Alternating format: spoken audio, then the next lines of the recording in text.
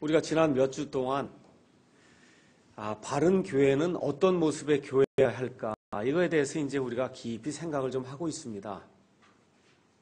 그래서 처음에 우리가 말하는 교회가 돼야 된다. 전도하는 교회, 선포하는 교회가 돼야 된다. 이제 말씀을 드렸고, 그래서 말하고 전도하고 선포하기 위해서는 우리가 믿는 바가 확실해야 돼요. 무엇을 믿는가? 여기에 대한 연구하는 그러한 교회가 돼야 되겠다. 이렇게 말씀을 드렸고, 그 다음에 교회로 이렇게 지체들이 모이다 보면 이 안에 우리가 섬김을 받는 것이 아니라 섬기는 그러한 그 교회가 돼서 정말 옆에 있는 지체들을 사랑하고 예수님께서 자신의 몸을 대속물로 내어주시기 위해서 사람들을 섬기기 위해서 이 땅에 오셨기 때문에 예수님을 믿는 우리 역시 옆에 있는 지체들을 섬기는 그런 사람이 돼야 되겠다. 이렇게 이제 말씀을 드렸습니다.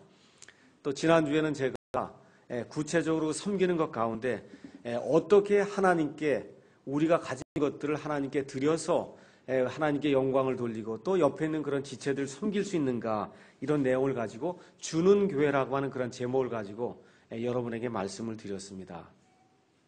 그래서 결국은 많이 알게 되고 아는 것을 실천하는 그러한 단계로 가는 그러한 교회가 되어야 되겠다, 이런 생각을 하면서 오늘도 빌립보서 4장에 있는 말씀을 가지고 하나님의 말씀을 대언해야 되겠구나, 이런 생각을 가지고 이 자리에 섰습니다. 저와 여러분이 살면서 여러 가지 이제 걱정을 이제 하게 됩니다. 걱정이 없는 사람 아무도 없어요. 저도 이 교회를 하면서 실질적으로 이것저것 생각하면서 어떤 때는 걱정을 많이 할 때도 있습니다. 이 교회를 과연 어떻게 이끌고 나가야 될 것인가? 이 교회가 과연 정말 하나님이 기뻐하신 그런 교회인가? 여기에 대해서 이모저모 생각을 하고 염려도 하고 걱정도 하고 있습니다.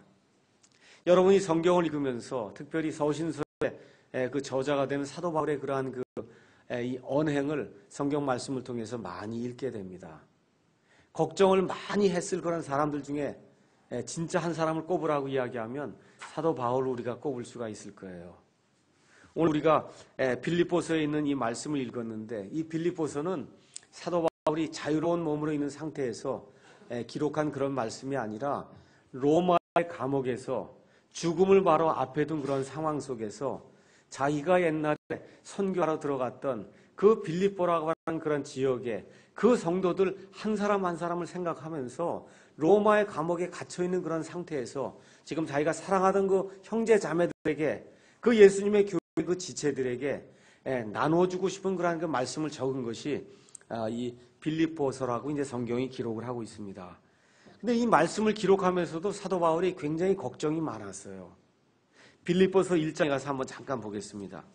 빌립보서 1장 14절, 15절, 그 다음에 16절, 17절 거기 가서 보면은 두 종류의 사람들이 빌립보에 있었다라고 지금 사도 바울이 기록을 하고 있습니다. 14절에 가서 보니까 사도 바울이 결박당한 그런 일들로 인해서 주 안에 있는 형제들 중에 많은 이들이 내가 결박당한 일로 인해 확신을 갖게 되어 두려움 없이 말씀을 더욱 담대히 말하게 되었느니라, 이렇게 이야기하면서 15절에 참으로 어떤 이들은 시기와 다툼으로 그리스도를 선포하고 또한 어떤 이들은 선한 뜻으로 하나니 저들은 내가 결박당한 일에 고통을 더할 줄로 생각하여 성실하지 않게 다툼으로 그리스도를 선포하나 이들은 내가 복음을 변호하기 위해 세워진 줄 알고 사랑으로 하느니라. 지금 같은 빌립보 안에 그 안에 여러 종류의 성도들이 있는데 이 둘로 딱 나눠보면은 사도 바울 편에 서서 정말 하나님의 말씀을 사랑으로 전파하는 그와 같은 사람들이 있고, 또 한 사람은 사도 바울의 이 결박당한 그 일, 거기에다가 내가 무언가를 더 더해서 이 사람을 더 괴롭게 해야 되겠구나 하는 그런 심정을 가지고 시기와 다툼으로 예수 그리스도를 선포하는 그런 종류의 사람들이 있다는 겁니다. 이런 소식을 접하고 사도 바울이 걱정을 많이 하게 됐어요. 오늘 우리가 빌립보서 4장 말씀을 읽었습니다. 4장 말씀 가서 보니까 1절에 사도 바울의 애절한 그 심정이 그 안에 기록이 되어 있거든요. 그러므로 극진히 사랑하고 사모하는, 극진히 사랑하고 사모하는 나의 형제들, 곧 나의 기쁨이요 왕관인 나의 극진히 사랑하는 자들아. 이게 얼마나 이 안에 이 사랑의 사랑한다, 극진하다, 그렇죠? 예, 사모한다는 그런 내용이 이 안에 정말 구구절절 이 안에 들어있거든요. 이 말씀을 하면서 여러 가지 주 안에 굳게 서라 한 다음에 사도 바울이 또 걱정하는 내용이 그 안에 들어있어요. 2절 가서 보니까 내가 유오디아에게 간청하며 순두계에게 간청하노니 이것은 그들이 주 안에서 같은 생각을 품게 하려 함이라. 이렇게 기록이 돼 있어요. 여기 가서 보니까 유오디아라고 하는 이와 같은 자매가 하나 나오고 순두계라고 하는 자매가 나오는데 사도 바울이 걱정이 굉장히 많이 된 겁니다. 이 두 자매가 그 3절 그 뒤에 가서 보면 복음 안에서 나와 함께 수고한 자매들이다. 지금 사도 바울이 이야기하고 있어요. 이들의 이름이 생명책에 기록이 돼 있다. 구원받은 사람이라는 거예요. 열심히 일하는 그와 같은 자매들이에요. 근데 문제가 생겼어요. 어떤 문제가 생겼어요? 유오디아하고 순두계라고 하는 사도 바울을 도와서 같이 동역을 하던 그와 같은 자매들, 이 자매들이 같은 생각을 품지 않는다는 겁니다. 거기 2절에 가서 보니까 이것은 그들이 주 안에서 같은 생각을 품게 하려 합니다. 열심히 주의 일을 해요. 누가 봐도 정말 훌륭한 그리스도인이에요. 그런데 사도 바울에게 들려오는 그런 소식을 접하고 보니까 유오디아하고 순두계가 서로 다른 생각을 가지고 하나님의 일을 하기 때문에 빌립보 교회 안에 문제가 됩니다. 그러니 이 두 사람을 어떻게 해야 될지 우리 사도 바울 선생님께서 우리에게 가르쳐 주십시오 하고 알려오는 이런 일들로 인해서 사도 바울이 지금 걱정을 하고 있다는 겁니다. 그래서 사도 바울이 옥에 갇혀서도 자기가 세웠던 그 빌립보 교회 안에 이렇게 여러 종류의 사람들이 있어서 같은 마음으로 예수 그리스도를 섬기지 아니하고 서로 다른 그러한 이 생각을 가지고 서로 다른 것에 초점을 두고 예수님을 선포한다고 하는 이런 소식을 접할 때 사도 바울이 굉장히 근심하게 됐습니다. 우리 교회가 점점 성장하고 있어요. 양쪽으로 성장하는 것이 눈에 띕니다. 그런데 이런 것들을 하면서 저와 여러분이 조심해야 될 게 있다는 거예요. 그것은 뭐냐면 같은 생각을 품고 하지 않으면 그럼 하나님께 오히려 걱정거리가 된다는 겁니다. 교회가 성장해요. 좋은 일입니다.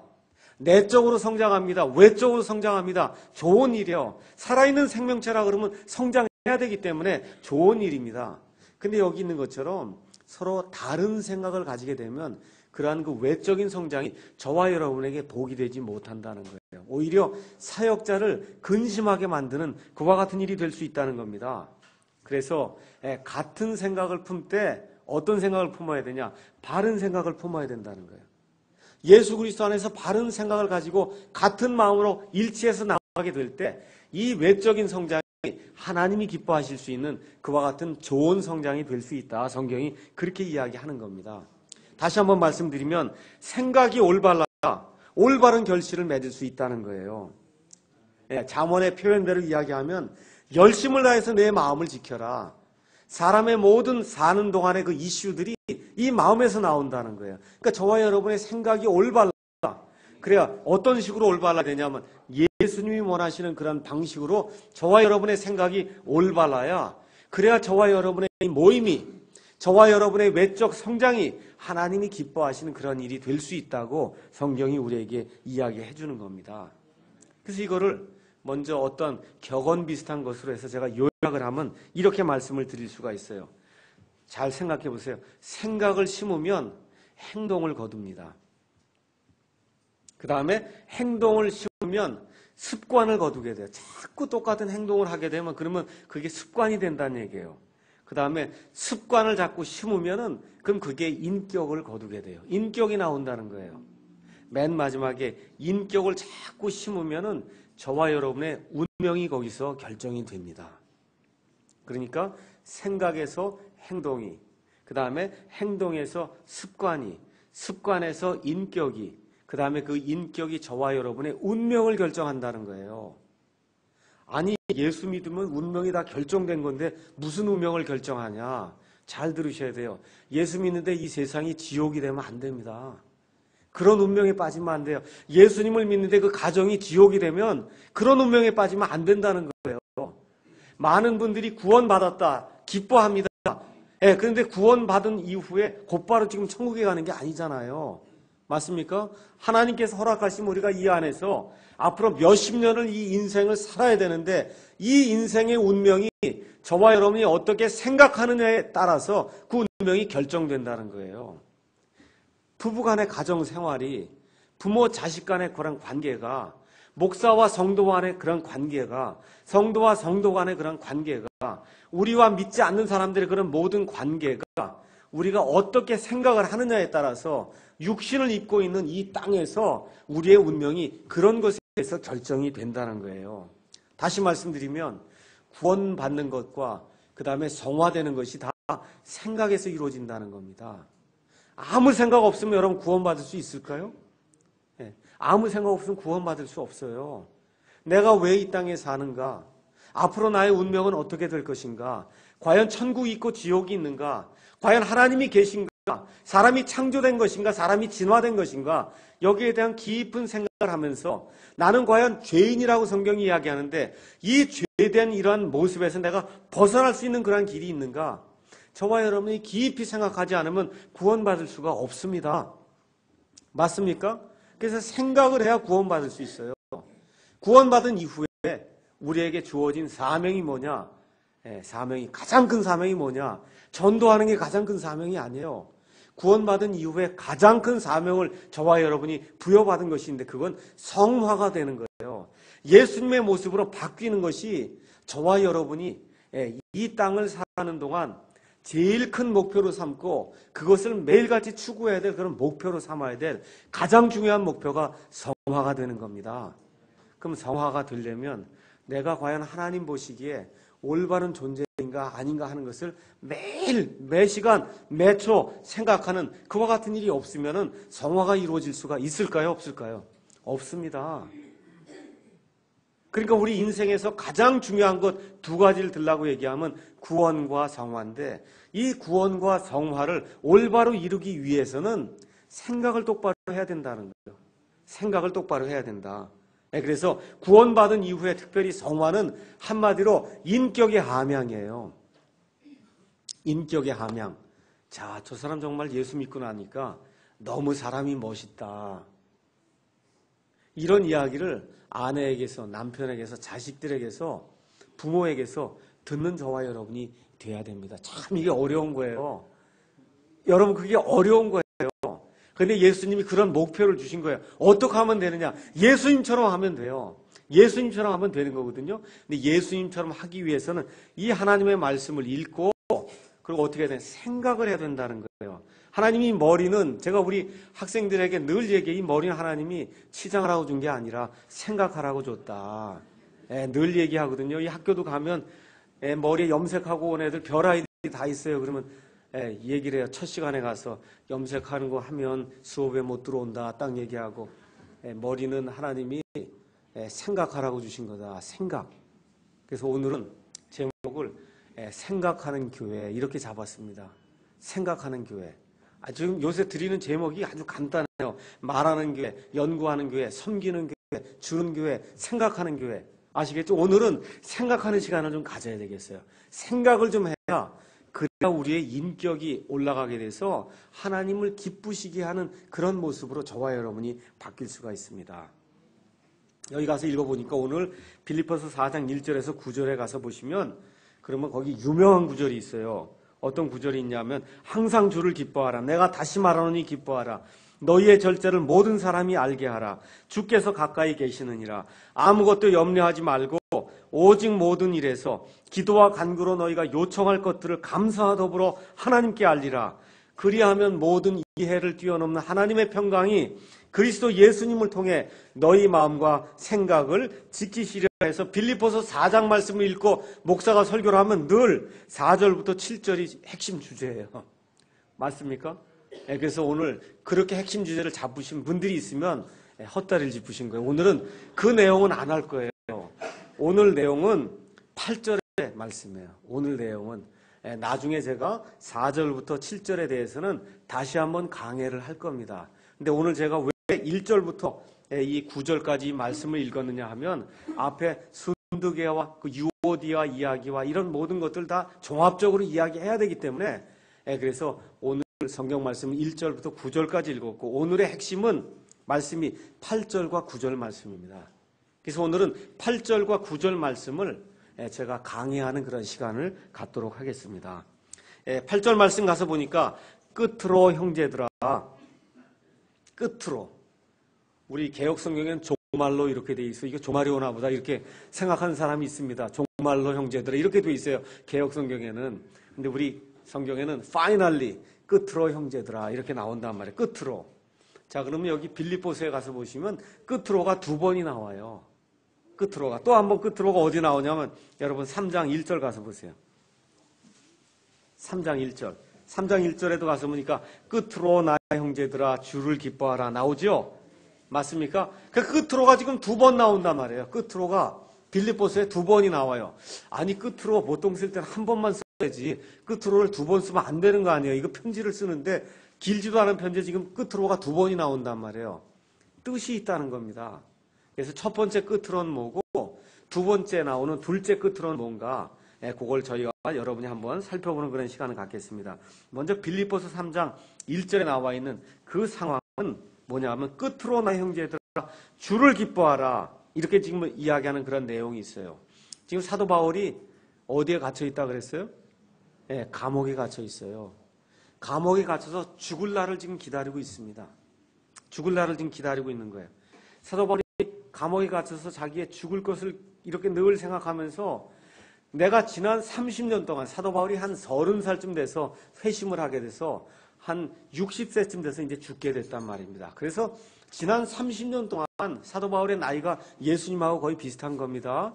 베드로도 나이가 예수님하고 비슷하고 다 비슷한 그런 상태예요. AD 60년경에 이제 사도 바울이 죽음을 맞이하게 되는데 그 감옥에 앉아서 지난 30년 동안 자기의 삶을 돌아보기 시작한 거예요. 그 30년 전에 회심하기 전에는 사도 바울이 유대인들 중에 유대인으로 어떤 사람으로 살았어요? 바리새인으로 살았어요. 자기의 의의를 가지고 하나님의 의의를 성취해 봐야 되겠다는 그런 열심에 사로잡혀갖고 예수님 믿는 사람들을 잡아서 죽이기까지 하는 그런 일들을 하면서 내가 하나님을 위해서 큰일을 하고 있다. 이런 생각을 하는 가운데 열심히 사는데 마음속에 계속 부담이 있는 거예요.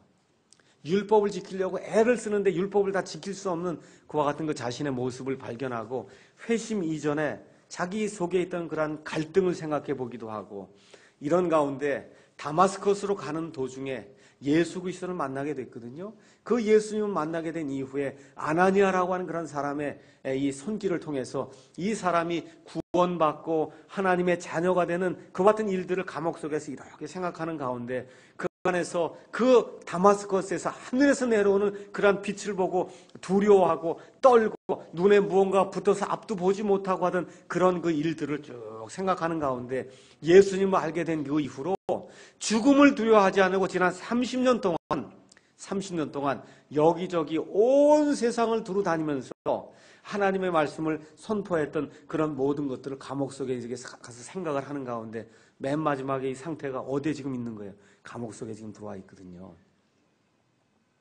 이런 상태에서 3장 1절에 그럼에도 불구하고 끝으로 나의 형제들아 그리고 뭐라고 얘기해요? 주를 기뻐하라. 이럼에도 불구하고 내가 지금 감옥 속에 갇혔음에도 불구하고 그럼에도 불구하고 하나님의 은혜가 내게 넘쳤다. 이걸 강조하기 위해서 지금 끝으로가 이제 한번 거기에 이제 사용이 됩니다. 그 이후에 여기 빌립보서 4장 8절에 가니까 끝으로 형제들아가 또 나오는 거예요. 이 끝으로는 이 하나님의 은혜로 말미암아 구원받은 그 이후에 예수님이 나를 구원해 주셨다는 그거 이후에도 무언가가 또 하나가 남아있다는 겁니다. 그래서 또 끝으로를 또 강조해서 나오는 거예요. 이 안에서. 그것은 뭐냐 하면 지금 끝으로 나의 형제들아 하고 나오는 그 말씀을 가서 읽어보면 구원받은 걸로 끝이 나지 않는다는 거예요. 무엇이 있어야 되냐 하면 인격의 함양, 다시 말해 성화라고 하는 것이 있어야 된다는 걸 강조하기 위해서 그래서 빌립보서 3장 1절에 있는 그 끝으로는 구원받은 그런 사람들 향한 그 끝으로를 이야기하는 것이고 여기 4장 여기 8절에 나오는 끝으로는 형제들아 구원받은 것으로가 끝이 아니다. 그것을 넘어서는 또 하나의 끝이 있다. 그 끝은 구원받은 사람이 마땅히 이루어야 될 성화라고 하는 거다. 그래서 그 성화를 이루기 위해서는 그래서 어떤 일들을 해야 된다 하는 그런 내용이 그 안에 이제 기록이 되어 있습니다. 자, 어떤 일이 있었느냐 하면 사도 바울이 구원받은 이후에 평생토록 30년 동안을 예수 그리스도를 선포하는 복음의 사역자가 돼서 말 그대로 수천 킬로미터를 걸어 다니면서 하나님의 말씀을 선포했어요. 그런데 아까 제가 말씀드린 대로 사도 바울이 가서 이렇게 말씀을 선포할 때 두 종류의 반응이 나타났어요. 하나는 구원받은 이후에 정말 하나님의 은혜대로 하나님이 기뻐하신 그런 삶을 내가 사는 그런 사람이 돼야 되겠구나 해서 정말 예수 그리스도의 형상으로 변화가 되기 위해서 애를 쓰고 노력하면서 정말 하나님의 은혜로 성화가 되려고 하는 그런 사람들이 나타났는가 하면 또 다른 사람이 나타났어요. 어떤 사람이 나타났냐? 성경의 표현대로 얘기하면 가라지 같은 그런 사람들이 나타났어요. 이 사람들은 뭐라고 이야기하느냐 하면 그런 게 필요가 없다는 거예요. 그래서 뭐라고 주장을 하냐 하면 죄 많은 것에 은혜가 넘친다 그러지 않았냐. 그러니까 구원받은 이후에 그래도 역시 죄를 많이 져도 하나님이 은혜를 더 크게 해주기 때문에 문제가 안 생긴다는 거예요. 이와 같은 가라지 믿음을 가진 사람들이 나타나서 그래서 사도 바울을 또 사도 바울의 사역을 망쳐놓기 시작했습니다. 다시 말씀드리면 구원받은 이후에 성화라고 하는 일생 동안 진행이 돼야 될 그와 같은 이 과정을 게을리하고 무시하는 그와 같은 사람들이 사도 바울의 복음 선포를 듣고도 이 세상에 많이 태어났다는 거예요. 그래서 그런 것들을 가만히 보면서 제 사역을 이렇게 돌이켜보면서 저는 사실 사도 바울에 비하면 사역이라고 얘기할 것도 없어요. 하는 게 없어요. 거의 이 사도 바울에 비하면 부끄럽게 한량이 없습니다. 그런 가운데 어쨌든 우리 교회가 이렇게 되면서 부족하지만 조그만 사역의 이건 열매가 열리면서 이 가운데 두 종류의 모습이 우리 가운데도 있더라. 그 얘기를 제가 말씀드리는 거. 하나는 이 부족한 목사의 말을 듣고 성경 말씀을 통해서 그리스도와 같은 모습이 돼야 되겠구나 하고 노력하는 그런 사람들이 종류 하나가 있고, 또 한 종류는 가라지 믿음을 가진 사람이 이 안에 있다는 거예요. 그렇게 이야기를 해도 못 알아들어. 죄 많은 것에 은혜가 넘쳤느냐 그것만 외치는 사람들이 우리 가운데 있다는 겁니다. 얼마나 안타까워요. 다시 한번 제가 말씀드릴게요. 구원이 끝이 아니에요. 어느 면에서는 구원이 끝입니다. 하나님 편에서 구원이 끝이에요. 한번 구원받으면 영원히 구원받는 건 맞습니다. 그런데 저와 여러분이 구원받은 이후에 즉시 하늘나라 가는 거 아니잖아요. 맞습니까? 육신을 가지고 살지 않습니까? 그렇죠? 그래서 제가 여러분에게 부탁드리고 싶어요. 뭘 부탁드리고 싶으냐? 이 땅에서 좀 좋은 사람 됩시다 하는 걸 좀 부탁드리고 싶어요. 이 땅에서 좋은 사람 됩시다. 이걸 좀 부탁을 드리고 싶습니다. 좋은 아내, 좋은 남편, 좋은 아빠, 좋은 엄마, 좋은 자식, 좋은 학생, 좋은 성도, 좋은 목사가 됩시다 하는 거를 제가 여러분에게 부탁을 드리고 싶어요. 이게 성화입니다. 성화 여러분 어렵게 생각할 필요 없어요. 좋은 사람 되는 게 성화예요. 하나님이 원하시는 모습의 사람이 되는 게 성화입니다. 그래서 지금 사도 바울이 3장에서 자기가 예수님을 믿기 전에 이 세상에 살면서 의로운 사람이라고 자기 자신을 칭하면서 그때 행하던 그런 일들을 그 안에 기록을 했어요. 뭐라고 했냐? 나는 율법에 의해 관한 나는 정말 하나도 죄를 지은 것이 없는 완전한 사람이다. 이렇게 뻐기면서 자랑을 하는 그런 내용이 나와요. 근데 예수님을 알고 난 이후에는 그 모든 걸 내가 배설물과 같이 여겼다. 그렇게 이야기를 하고 있습니다. 배설물과 같이 여겼다. 이 세상에 자기가 자랑하던 그런 모든 것들이 다 똥과 같다는 겁니다. 그런 걸로는 인격의 이와 같은 함양을 이룰 수가 없다고 하는 그런 사실을 사도 바울이 지금 우리에게 이야기를 하고 있어요. 그러면서 4장 8절에서 끝으로 형제들아 내가 죽기 전에 다시 한번 너에게 부탁한다. 뭘 부탁하냐? 무엇이든지 진실한 것과 무엇이든지 정직한 것과 무엇이든지 의로운 것과 무엇이든지 순수한 것과 무엇이든지 사랑스러운 것과 무엇이든지 좋은 평판이 있는 것과 덕이 되는 것과 칭찬이 되는 것이 있으면 그러면 이런 것들을 어떻게 하라 그래요? 그냥 생각하면 안 돼요. 어떻게? 곰곰이 생각해 보라는 겁니다. 여기서 사도 바울이 얼마나 이거를 강조하려고 하는가 하는 걸 보셔야 돼요. 그냥 진실한 것과 정직한 것과 의로운 것 이렇게 얘기하지 않잖아요. 뭐라고 그래요? 무엇이든지 얘기하잖아요. 무엇이든지 얼마나 강조하는 거 아니에요. 그것도 한 번만 얘기하지 않잖아요. 지금 몇 번을 얘기하나? 8번을 얘기하는 거예요. 8번. 적어도 8번 이 안에서 무엇이든지 진실한 것과 무엇이든지 정직한 것 이렇게 얘기하면서 강조하면서 내가 죽기 전에 너에게 마지막 부탁한다. 뭘 하라는 거예요? 이런 것들을 곰곰이 생각할 줄 아는 그런 사람이 돼야 된다. 그것이 예수님을 기쁘게 하는 사람이요. 구원받은 사람이다. 지금 사도 바울이 우리에게 이야기를 해주고 있어요. 다시 한번 말씀드리면 구원 이후에 우리에게 다가오는 성화라고 하는 것은 하나님의 본성에 참여하는 자로서 이 땅에서 하나님의 본성을 닮아가는 그런 과정을 그걸 우리가 성화라고 이야기해요. 한마디로 이야기하면 인격의 함양입니다. 인격의 함양. 다시 또 십자가를 가지고 말씀을 드리면 저와 여러분이 십자가에서 예수님과 함께 죽었어요. 맞습니까? 구원받으면 예수님과 함께 십자가에서 저와 여러분이 죽어서 옛사람이 죽었어요. 십자가에서 옛사람을 죽였어요. 그 이후에 예수님이 또 뭐라 그래요? 날마다 자기 십자가를 지고 나를 따르라 그러잖아요. 그러니까 예수님을 믿는다고 하는 것은 십자가에서 시작해서 십자가로 끝나는 거예요. 십자가에서 내 자신을 죽이고 그 이후에 매일같이 자기 십자가를 지고 나가는 그와 같은 프로세스가 그와 같은 과정이 우리 가운데 열리게 된다. 성경이 그렇게 이야기하는 겁니다. 그래서 매일같이 자기 십자가를 지고 예수님을 쫓는 이와 같은 과정을 성경은 성화라고 이야기를 해요. 그래서 오늘은 왜 자꾸 생각하라고 이야기하느냐. 생각하라. 근데 생각도 그냥 생각이 아니라 뭐라 그래요? 곰곰이 생각하라 그러잖아요. 곰곰이 생각해라. 그것은 무슨 얘기냐? 인격의 형성을 위해서는 그리스도인다운 그러한 삶을 살기 위해서는 생각하는 과정이 필수적이라는 거예요. 그러니까 이 머리가 달렸는데 생각을 안 하고 살면은 그러면 하나님이 기뻐하시는 그러한 삶을 아예 구원도 받을 수 없고 구원받은 이후에 성화되는 그런 과정도 생각이 없으면 이룰 수가 없다는 겁니다. 그러니까 생각하는 게 대단히 중요한 거예요. 아, 성경이 있지 않습니까? 맞습니다. 성령님이 우리 가운데서 우리를 인도하지 않습니까? 맞습니다. 그럼에도 불구하고 이 모든 인격의 함양이 자동으로 이루어지지 않아요. 저와 여러분이 협조해서 성령님의 인도에 따라서 도와주지 않으면 그러면 그런 일들이 자동으로 생기지 않습니다. 그래서 우리가 뭘 이용해야 되냐 하면 하나님이 우리에게 부여해 주신 그런 여러 가지 기능이 있어요. 그 기능 중에 하나 뭐냐면 생각하는 기능이 있거든요. 생각하는 기능이 있어요.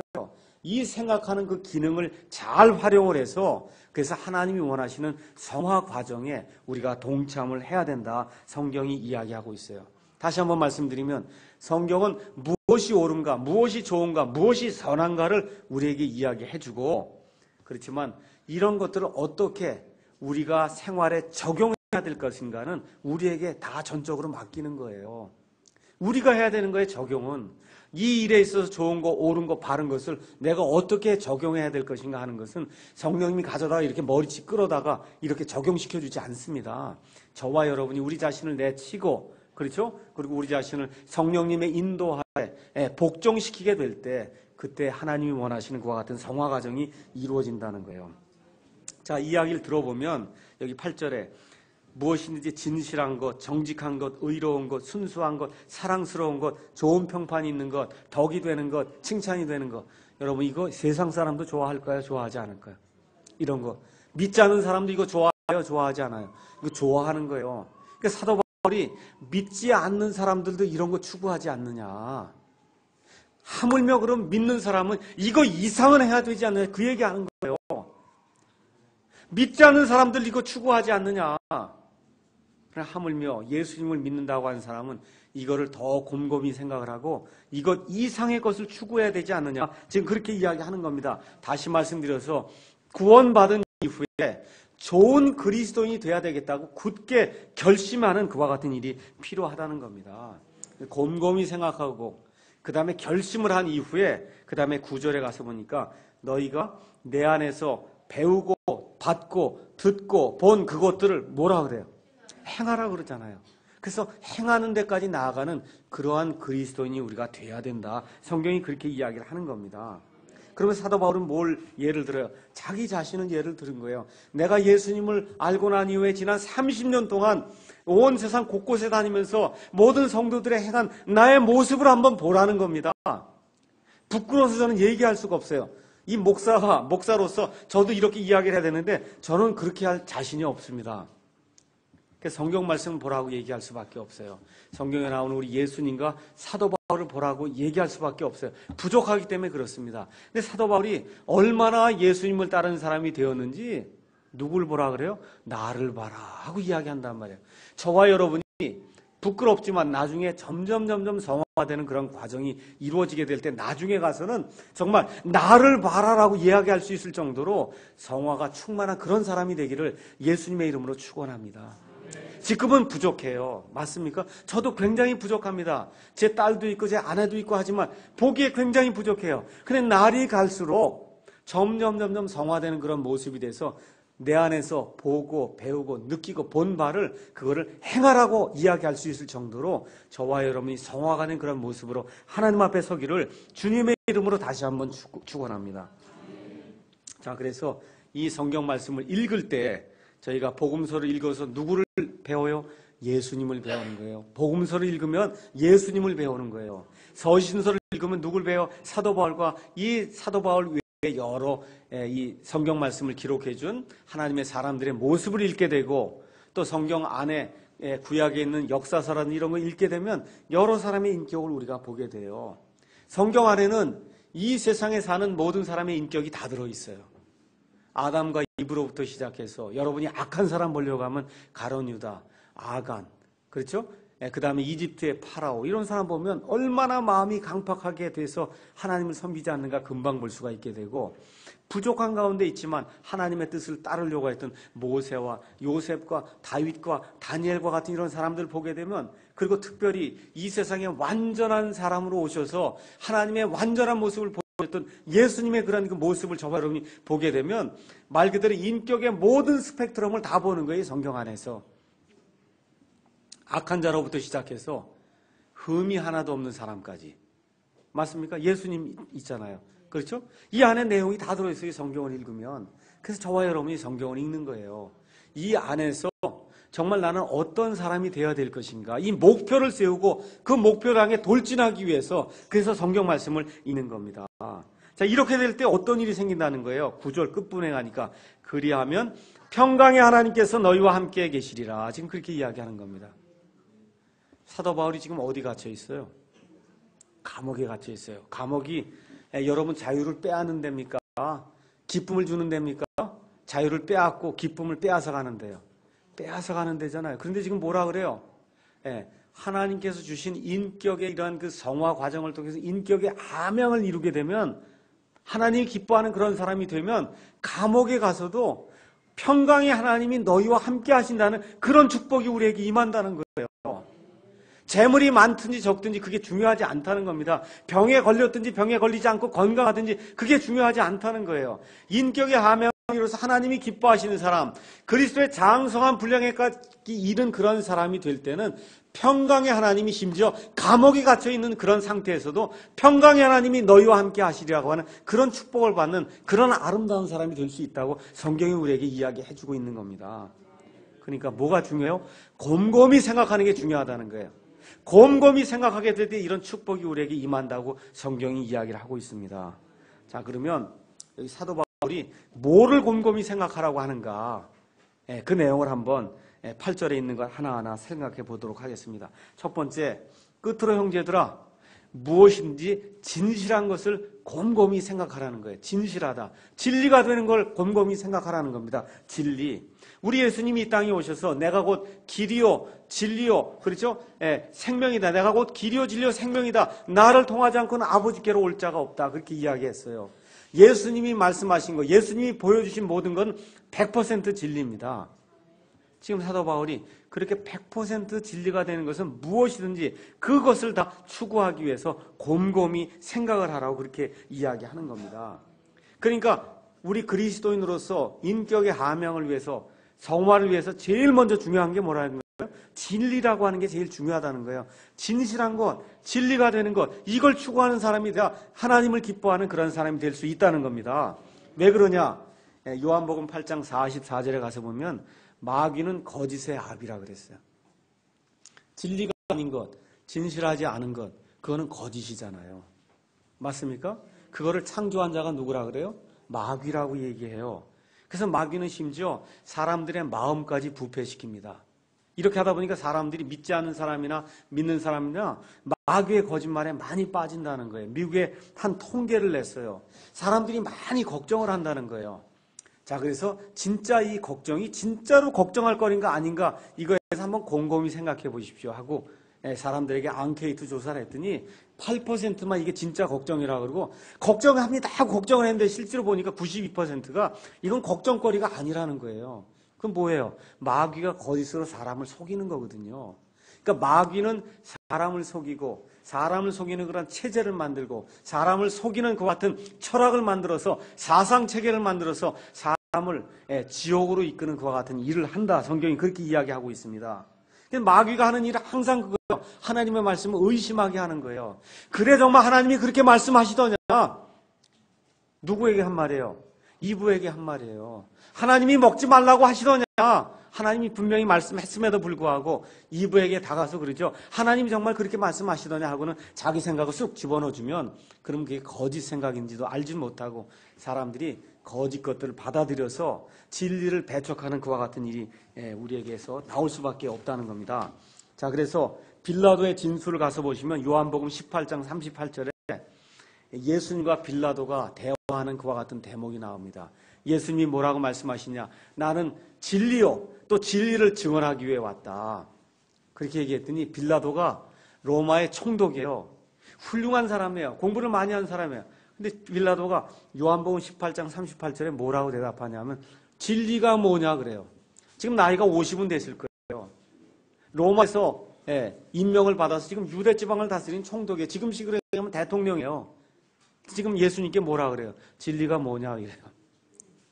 나이가 든 사람이에요. 명예가 있는 사람이에요. 권력 있는 사람인데 뭘 몰라요? 진리를 모른다는 겁니다. 진리가 뭔지 몰라서 예수님 죽기 전에 진리가 뭡니까 예수님? 그렇게 묻는 대목이 요한복음 18장 38절에 나옵니다.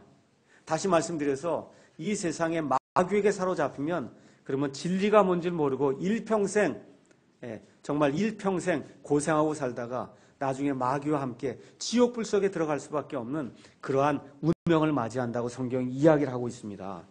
그래서 진리를 알게 되면 그러면 진실한 사람이 된다는 거예요. 약속한 것에서 진실하고 계획하는 것에서 진실하고 말하는 것에서 진실하고 또 성도들 간에 친구들 간에 우정에서 진실한 그런 사람이 된다는 겁니다. 오늘 오후에 우리가 1시 45분부터 오늘 창조와 진화 세미나를 해요. 진화라고 하는 것 이것 알고 오면 정말 말도 안 되는 그런 거짓말이에요. 히틀러가 뭐라고 얘기했냐? 사람들은 말도 안 되는 그러한 거짓말을 가지고 이야기할 때 더 잘 빠져넘어간다는 거예요. 큰 거짓말 얘기하면 안 믿어요. 안 믿습니다. 근데 별거 아니, 이건 정말 아무것도 아니거든요. 그걸 갖고 가서 사람들 이야기하면 사람들이 거기에다 빠져넘어간다는 거예요. 원숭이에서 사람이 나왔다. 여러분 그게 말이 되는 겁니까? 한번 생각해 보세요. 그렇죠? 말이 안 돼요. 제가 얼마 전에 이 로마 교황청을 방문한 적이 있었어요. 거기 가서 보면 베드로 그 동상을 가져다 놓고 사람들이 와서 그 발에다가 키스를 하고 이 베드로한테 가서 거기 계단에 막 무릎 꿇고 올라가고 그러더라고요. 이 죄를 용서받기 위해서. 이거 성경 말씀 보면 이게 말이 됩니까 이게? 그렇잖아요. 근데 그런 거짓말에 사람들이 쉽게 넘어간다는 거예요. 얼마나 이 키스를 많이 했는지 이 발바닥이 돌로, 이 청동으로 만들었는데 이 발바닥이 다 닳았어요. 너무나 천몇 년 동안 키스를 하니까. 그렇게 사람들이 쉽게 거짓에 빠져 넘어간다는 겁니다. 그래서 창조와 진화 이런 것 나오면 어떻게 해야 돼? 곰곰이 생각해 봐야 돼요. 어느 게 진실인가? 어느 게 가짜인가? 저와 여러분의 운명이 거기에 달려 있어요. 창조를 믿지 못하면 그러면 예수님의 구원과 우리의 부활과 우리의 휴고를 믿을 수가 없습니다. 하나님이 단 6일 만에 이 모든 것을 문자 그대로 다 창조하셨다는 이 간단한 사실을 믿을 수 없으면 그러면 하나님이 우리의 죽을 몸을 무덤에서 구출해내셔갖고 우리의 몸을 영화롭게 바꾼다. 그 사실을 어떻게 믿을 수 있습니까? 맞습니까? 그래서 이런 거짓 체계를 하나님의 그 진리 말씀을 가지고 단호하게 배격하기 위해서는 무엇이든지 진실한 것을 곰곰이 생각하는 저와 여러분이 돼야 된다는 겁니다. 그래서 여기 디모데전서 3장 15절에 가서 보니까 하나님의 집 교회는, 이 집은 살아계신 하나님의 교회예요.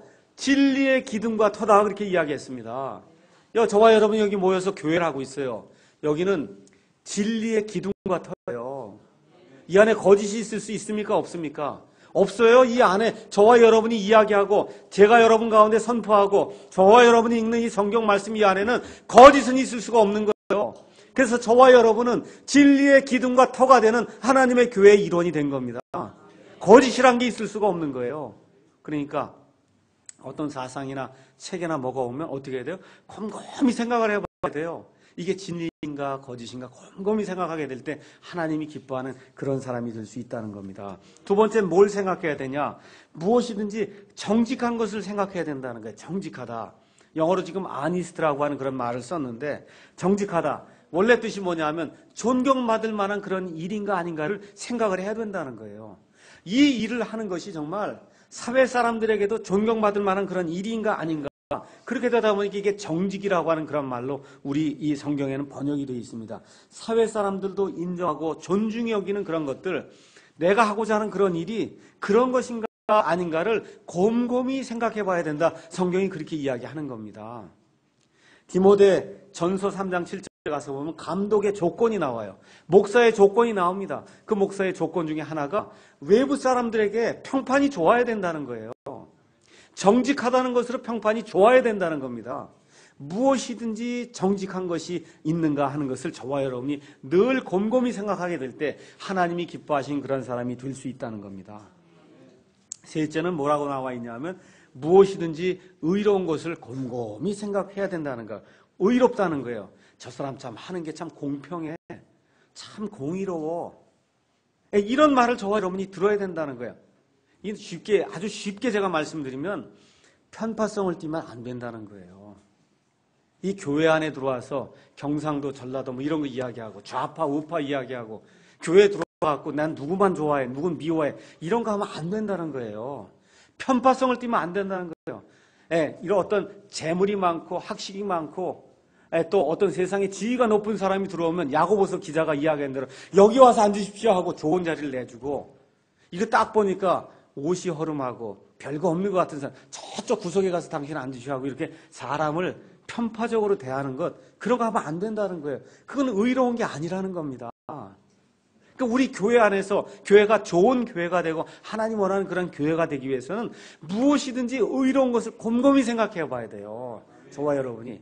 그래서 하나님이 의롭게 여기는 그런 일들을 저와 여러분이 해야 되겠다고 곰곰이 생각하게 될 때 하나님이 원하시는 그런 교회가 될 수 있다는 겁니다. 그 다음에 네 번째 나오는 건 뭐냐면 무엇이든지 순수한 것을 곰곰이 생각하라는 거예요.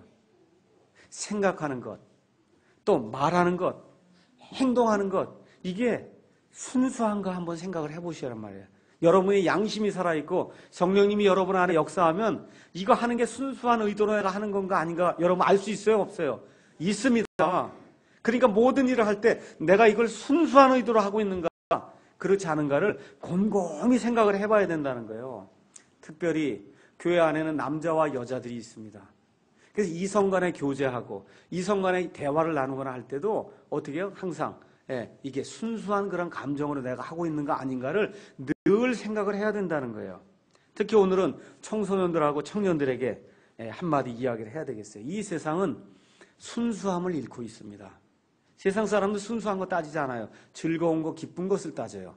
근데 저와 여러분은 순수한 것을 추구해야 돼요. 특히 요새 기사에 가서 보니까 뭐가 많이 나와요. 아이들이 욕하는 거, 그 내용이 엄청 나오죠. 거의 99%가 아이들이 욕한다. 얘기하니까 우리 아이들이 머리를 탁 숙이네, 이렇게. 잘 생각해야 돼요.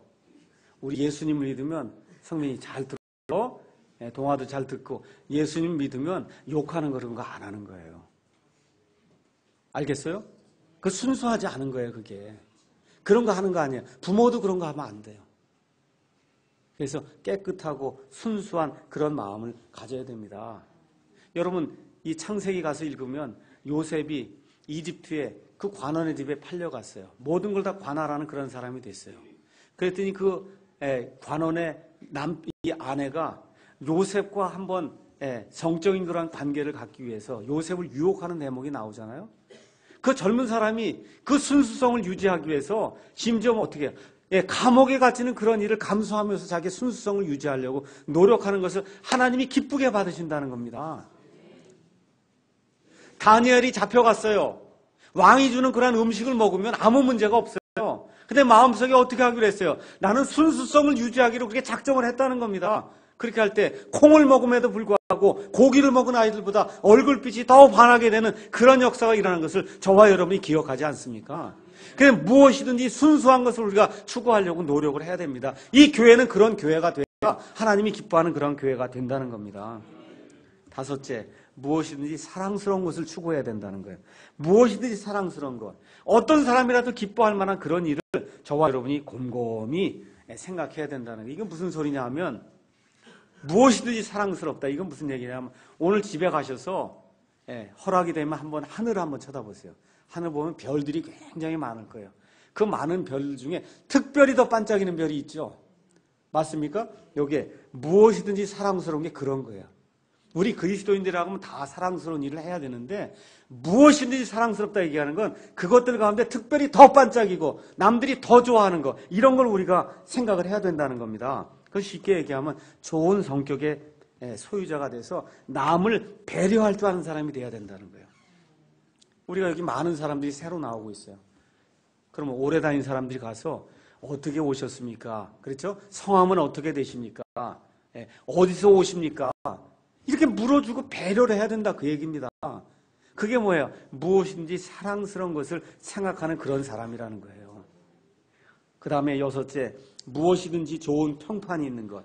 좋은 평판이 있는 것을 곰곰이 생각하라는 거예요. 모든 사람이 칭찬하는 행동, 예의와 품격을 갖추는 것. 그래서 제가 이야기했듯이 옷을 단정하게 입는 거를 그거를 늘 생각해야 돼요. 교회 올 때든 세상에 나가서 생활할 때든 옷을 좀 단정하게 입어야 되겠다.